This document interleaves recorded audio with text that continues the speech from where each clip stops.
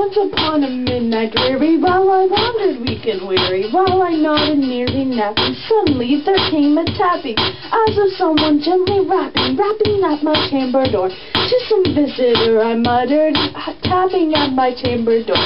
"Only this and nothing more." Cut. Action! That's my job. Distinctly I remember 'twas the week of December, and each separate dying ember wrought its ghost upon the floor. Eagerly I wished tomorrow, and I had sought to borrow from my books a crease of sorrow, sorrow for the lost Lenore. For the rare and radiant maiden, whom the angels name Lenore, nameless here forevermore.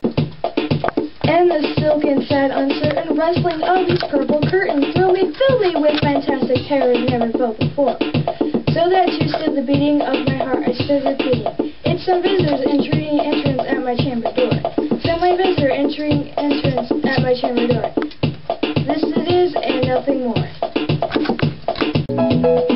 Presently my soul was stronger, hesitated no longer, sir. Said, "Oh, I, madam, truly your forgiveness I implore." But the fact is I was napping, so gently came a rapping, and so faintly you came a tapping at my chamber door, that I scarce sure was I heard you. Here I opened wide the door, darkness there and nothing more. Deep into the darkness peering, long I stood there wondering, fearing, doubting dreams no mortal had ever dared to dream before. But silence was unbroken, and the stillness gave no token. The only word there was spoken was the whispered word Lenore. This I whispered, and no echoes murmured back the word Lenore. Merely this and nothing more. Back into the chamber turning, all the sorrow within me burning. Soon again I heard a tapping, something louder than before. "Surely," I said, "sure something at my window lattice. Let me see then what the threat is in the mystery explore. Let my heart be still a moment, in the mystery I explore.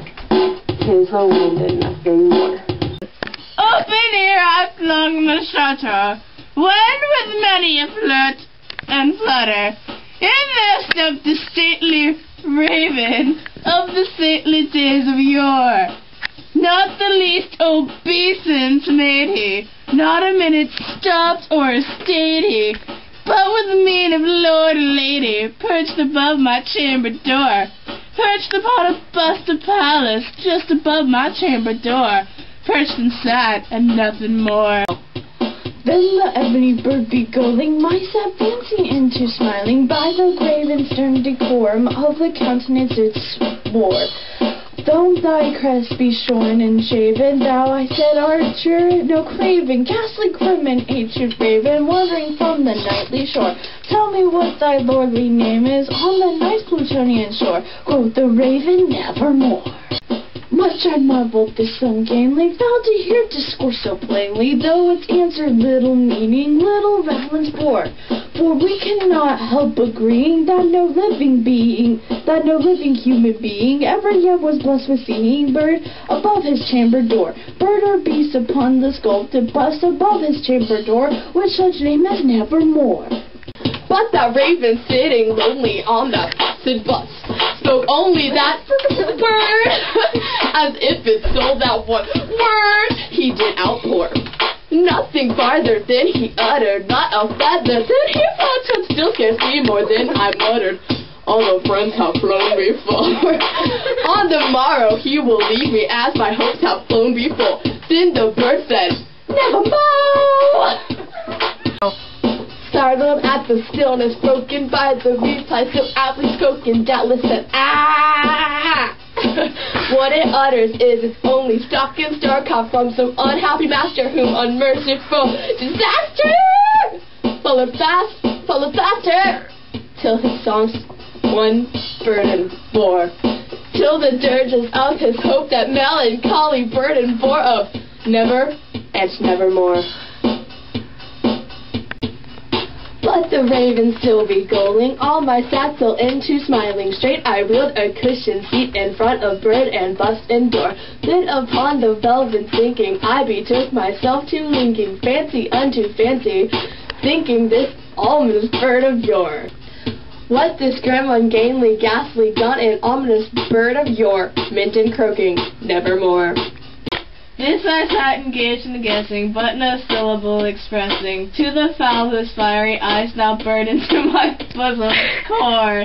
This and more I sat divining, with my head at ease reclining, on the cushion's velvet lining that the lamp gloated over, but whose velvet violet lining with the lamp light gloating over, she shall press, nevermore! Then methought the air grew denser, perfume from an unseen censer, swung by seraphim whose footfalls tinkled on the tufted floor.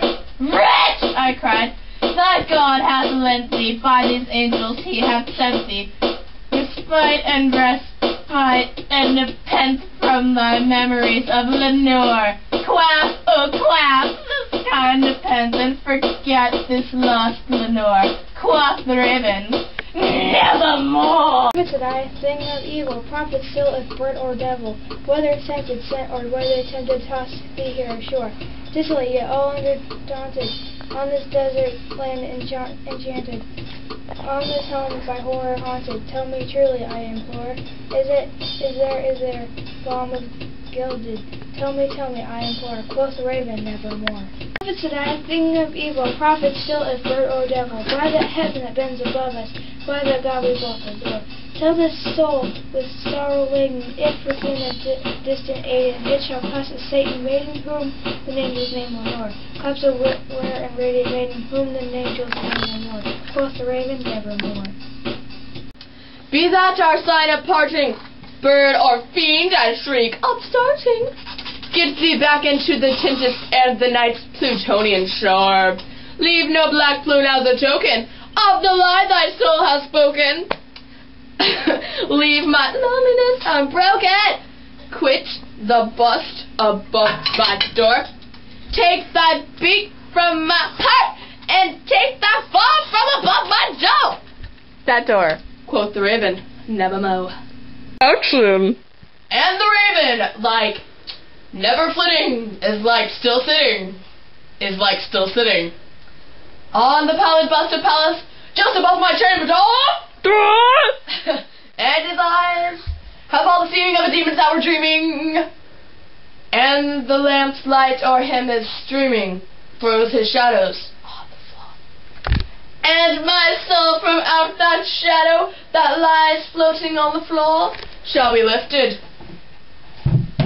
nevermore.